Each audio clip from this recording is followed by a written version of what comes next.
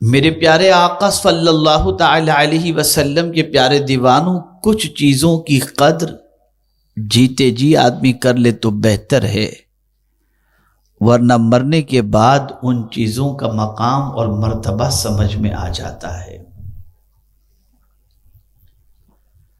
آج اگر ہم سوسائٹی کا جائزہ لیں تو حافظ کی قدر نہیں کی جاتی، عالم کی قدر نہیں کی جاتی، مفتیان کرام کی قدر نہیں کی جاتی، مشائخ کی قدر نہیں کی جاتی،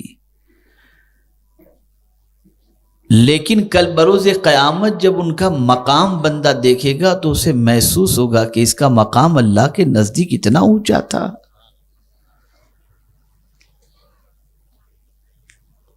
اور بات سچی بھی ہے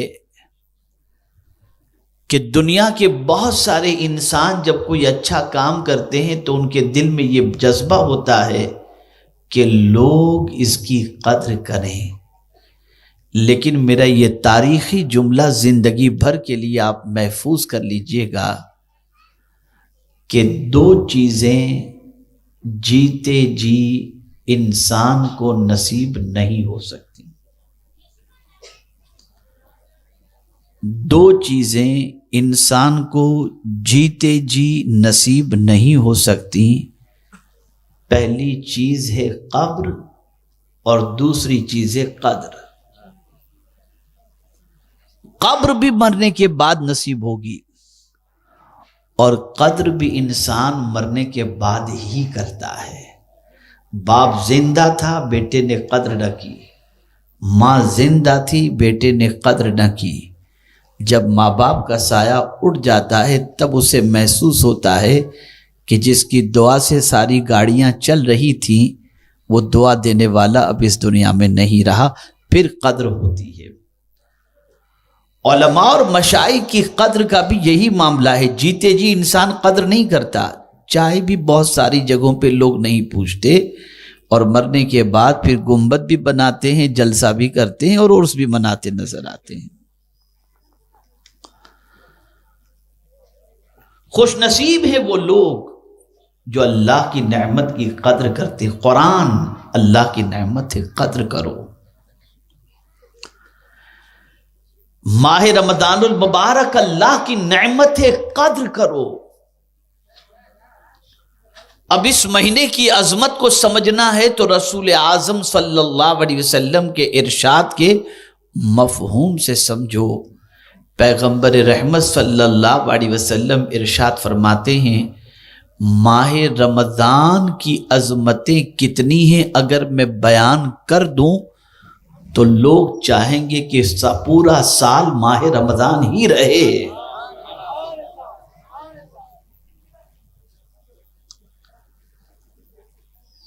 اے رسول گرامی وقار صلی اللہ تعالی علیہ وسلم کے دیوانوں، ذرا سوچو، کسی نے مسجد بنا لی، جب کوئی مسجد میں جا کر کے نماز ادا کرے گا تب جا کر کے مسجد بنانے والے کو اللہ ثواب عطا فرمائے گا۔ بنانے کا ثواب مل گیا، لیکن کنٹینیوز جو ثواب اسے ملتے رہنا چاہیے، یہ بغیر اس میں سجدہ کیے ثواب اسے نصیب نہیں ہو سکتا۔ حج کے لیے آدمی یہاں سے سفر کر کے مکہ مکرمہ پہنچے اور وہاں پہنچنے کے بعد وقوف عرفہ، منی، مزدلفہ، طواف زیارت، یہ ساری چیزیں کرے تب جا کر کے اسے ثواب نصیب ہوتا ہے۔ لیکن واہ رمضان تیری عظمتوں پر قربان کہ روزے دار تسبیح بھی نہیں پڑھ رہا، تلاوت بھی نہیں کر رہا، سجدہ بھی نہیں کر رہا، روزے کی حالت میں سویا ہے، روزے کی حالت میں سویا ہے۔ اے سونے والے تیری قسمت پہ قربان، تو سویا ہے پھر بھی تیرے نام اعمال میں عبادت کا ثواب لکھا جا رہا ہے۔ یہ ہے رمضان، ایسا مہینہ جس میں ثواب اتنا بڑھا دیا جاتا ہو کہ نفل کا ثواب فرض کے برابر، فرض کا ثواب 70 فرضوں کے برابر. اس سے آپ اندازہ لگا سکتے ہیں کہ یہ ماہ مبارک کتنی عظمت والا مہینہ ہے. لیکن پیٹ بھرنے والے اور شکم کی پرورش کرنے والے بہت سارے لوگ ایسے بھی ملیں گے، مردوں میں بھی اور عورتوں میں بھی. چین اسموکر جو ایک سگریٹ پیتے ہیں پھینکتے ہیں پھر دوسری جلاتے ہیں، یہاں گٹکا دبا کر کے اپنا وقت گزارتے ہیں، اور ہر 2 گھنٹے پر جن کو کھانے کے لیے چاہیے، ہر 1 گھنٹے پر جن کو چائے چاہیے، جیسے ہی ماہ رمضان قریب سے قریب تر آتا ہے ان کے چہرے سے ہوائیاں اڑنی شروع ہو جاتی. اب کیا ہوگا، کیسے بھوکے رہیں گے، کیسے پیاسے رہیں گے. اور پھر یہ دعا کرتے ہیں یار 29 کا چاند نہ ہو، ایک دن اور ٹل جائے.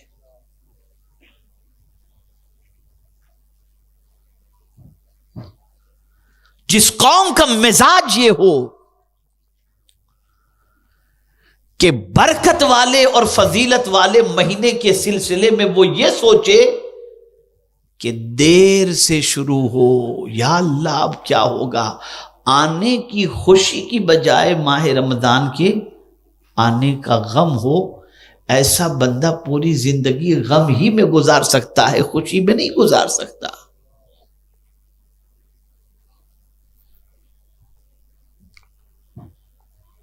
اے رسول گرامی وقار صلی اللہ تعالی علیہ وسلم کے پیارے دیوانوں، اللہ عز و جل قرآن مقدس میں ارشاد فرماتا ہے ان عدت الشہور عند اللہ 12 شہرا فی کتاب اللہ یوم خلق السماوات والارض منها 4 حرم ذالک الدین القیم فلا تظلموا فیہن انفسکم. جب سے اللہ نے زمین اور آسمان پیدا فرمایا تب سے مہینے اللہ نے 12 ہی بنائے ہیں، لیکن اتنی بڑی تعداد کے اندر غلامان رسول یہاں پر موجود ہیں. میں ذرا آپ کے ضمیر کو جگانے کی کوشش کرتے ہوئے عرض کروں کہ مجھے بتاؤ، جنوری سے لے کر دسمبر تک بوڑھا بوڑھی سب کو یاد ہے، لیکن محرم سے لے کر ذی الحج تک کے 12 مہینوں کے نام اچھے خاصے مسلمانوں کو بھی نہیں معلوم. کہا جائے ذرا اسلامی 12 مہینوں کے نام بتاؤ تو پیشانی سے پسینہ نکلنا شروع ہو جائے گا. تو آسمان و زمین کی تخلیق سب جب سے ہوئی تب سے اللہ نے 12 مہینے مقرر فرمائے، لیکن ان 12 مہینوں کے نام میں سے کسی بھی مہینے کا نام قرآن شریف میں اللہ نے بیان نہیں فرمایا.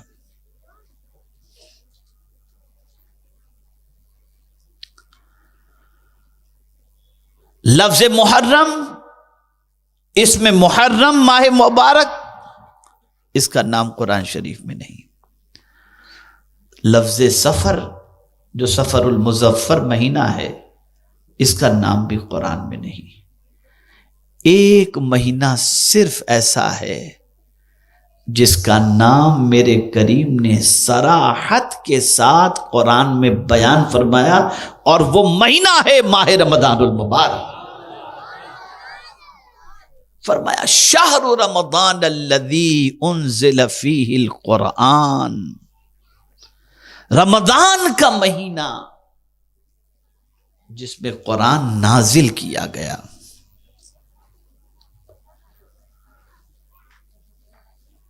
عربی میں شہر کے معنی ہوتا ہے مہینہ، اور آپ دیکھتے ہوں گے بنگلور بڑا شہر ہے، بڑی سٹی کو بھی شہر کہا جاتا ہے، اس شہر کے معنی کیا ہوتا ہے؟ لفظی معنی کیا ہوتا ہے؟ شہر کے معنی ہوتا ہے ظاہر ہونا. آپ کسی دیہات سے جا رہے ہوں،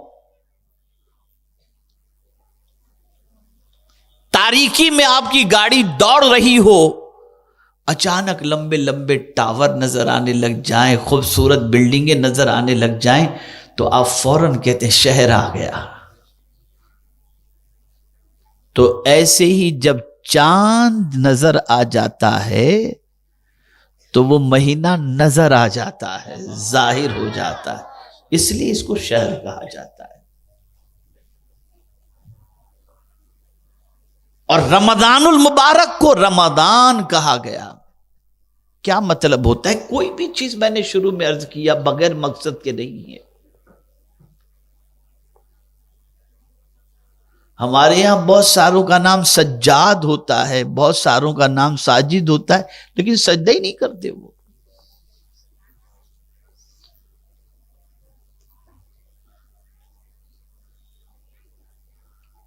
رمضان کے معنی ہوتا ہے تپش کے، گرمی کے.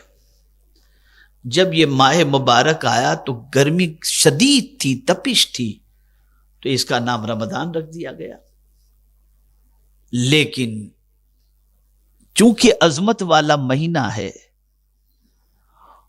تو اس ماہ مبارک میں آدمی جب بھوکا رہتا ہے، دن بھر پیاسا رہتا ہے، تو اس کا جگر اندر سے جلتا رہتا ہے.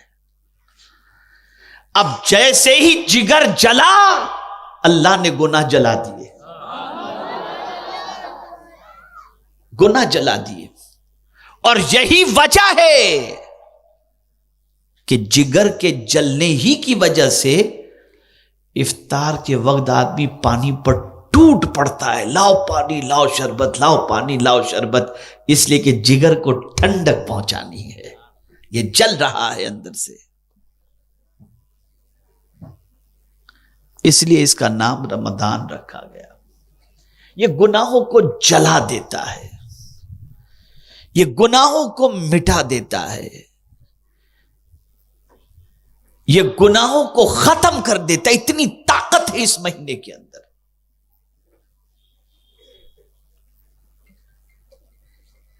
اب قرآن نے اس مہینے کی عظمت کا ذکر فرمایا کہ اسے معمولی نہ سمجھو. جب اس مہینے کو ہم نے عطا فرمایا تو اس مہینے کی عظمت کو سمجھنا ہے تو یوں سمجھو کہ ہم نے اپنی کتاب کو نازل کرنے کے لیے کسی اور مہینے کا انتخاب نہیں، رمضان ہی کا انتخاب ہم نے کیا ہے. انزل فیہ القرآن، قرآن رمضان میں نازل کیا گیا.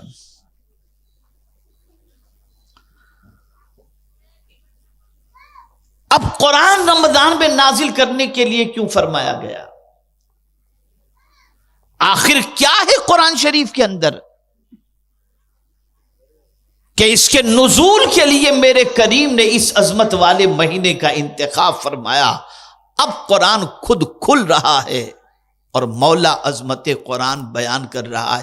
ھدی للناس، یہ لوگوں کی ہدایت کے لیے ہے. اللہ نے اس کتاب کو کیوں نازل فرمایا؟ ہدایت کے لیے. بس یہیں سے بات سمجھ میں آئی. کیا ہم نے کبھی قرآن سے راستہ تلاش کرنے کی کوشش کی؟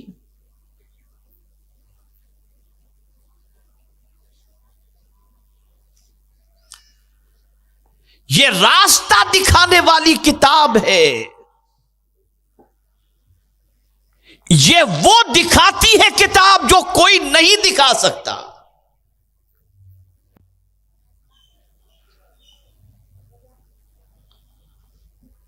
اسی لیے قرآن میں جا بجا دیکھنے کے بارے میں فرمایا، افلا ينظرون الى الابل کیف خلقت وَإِلَى السَّمَاءِ كَيْفَ رُفِعَتْ. جا بجا قرآن میں اللہ دکھا رہا ہے، دیکھو. لیکن جو ٹی وی دیکھ رہا ہو، پکچر دیکھ رہا ہو، وہ قرآن سے کیا دیکھے گا؟ یہ جو قومیں بھٹک رہی ہیں اس کی سب سے بڑی وجہ یہ ہے کہ قرآن نے جو دکھایا وہ دیکھنے کے لیے تیار نہیں ہے. وہ دیکھ رہی ہے ہماری قوم جو پکچر، تھیٹر، گانے، باجے، تماشے، سنیما جو دکھا رہے ہیں وہی دیکھ رہا ہے. اور یہی وجہ ہے کہ چونکہ لوگ ٹی وی دیکھنے کے اتنے عادی ہو گئے کہ لوگوں نے الیکٹرانک میڈیا ہی کو خرید لیا کہ دکھاؤ ان کو الٹ سلٹ سب. ہر چیز دکھا کر بیچی جا رہی ہے. کوکا کولا دکھا کر بیچا جا رہا ہے، صابن دکھا کر بیچا. دو لوگ دیکھنے کے عادی، ٹی وی دیکھنے کے عادی. اسی لیے مارکیٹ کے اندر کاسمیٹک کی چیزیں جتنی بکتی ہیں اتنی کوئی اور چیز نہیں بکتی. لڑکیاں دیکھتی ہیں ٹی وی کے اندر کہ یہ کریم آیا لے لو، کھانے پینے کی یہ چیز آئی لے لو. دن بھر تو تم وہی دیکھ رہے ہو جو ٹی وی تمہیں دکھا رہا ہے. کبھی تم نے یہ بھی دیکھا کہ قرآن تمہیں کیا دکھا رہا ہے؟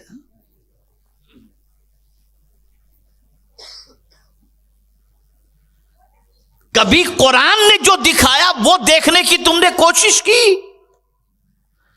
اور جب کوئی قرآن کے ذریعے دیکھتا ہے اور قرآن جو دکھاتا ہے وہ دیکھتا ہے تو پھر اس کی پوزیشن یہ ہوتی ہے کہ ایک صحابی فرماتے ہیں میرے اونٹ کی رسی بھی گم جائے تو میں اسے قرآن سے تلاش کر لیتا ہوں. یہ ہے دیکھنے کی بات.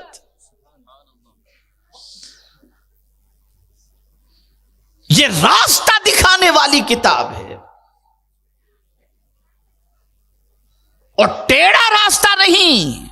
قرآن کہتا ان ھذا القرآن یہدی للتی ہی اقوم. بے شک یہ قرآن سب سے زیادہ سیدھا راستہ دکھانے والی کتاب ہے. بھٹکانے والی چیزوں کو تو تم نے دیکھا، سیدھا راستہ دکھانے والی کتاب کو تم نے نہیں دیکھا. ہاں دعا ضرور کرتے ہو تم ہر نماز میں، ہر رکعت میں، اہدنا الصراط المستقیم، اے اللہ ہم کو سیدھے راستے پر چلا. اراۃ الطریق بھی ہے، دکھانے کا معنی بھی بعض لوگوں نے لیا. اور اعلی حضرت عظیم البرکت نے چلانے کا معنی لیا. چلا تو چلو گے کب؟ جب دیکھو گے تب نا. اندھے بن کر تو نہیں چل سکتے. تو اب کیا دیکھو؟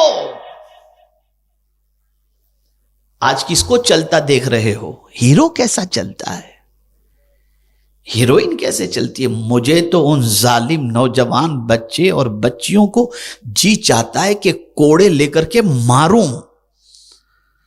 جو راستے کے اندر بائک پر ایک دوسرے سے ایسے چپک کر بیٹھ کر کے نکلتے ہیں کہ مارے شرم کے نگاہیں نیچی کر لینی پڑتی ہیں. دیکھ لیا ہیرو ہیروئن کو، چل پڑے اس طریقے سے.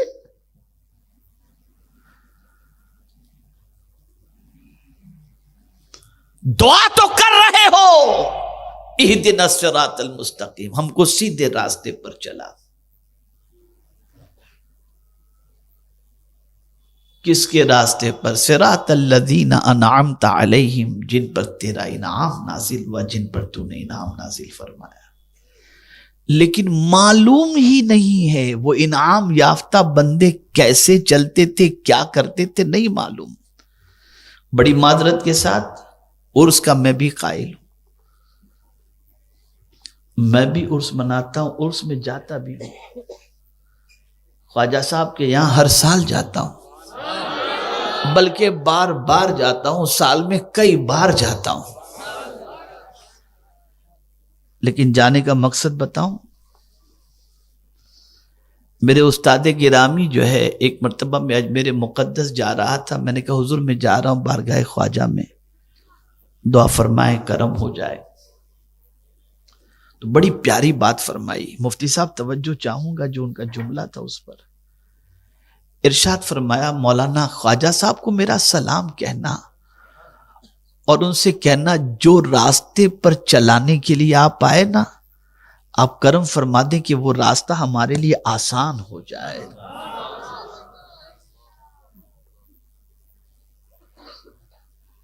کہاں چل رہی ہے ہماری قوم؟ جہالت کے راستے پر، برائی کے راستے